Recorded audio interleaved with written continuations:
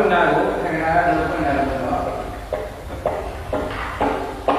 ဝါဒုနာကိုဝဟိတဝါနာလို့ဒီလိုဖွင့်တာတော့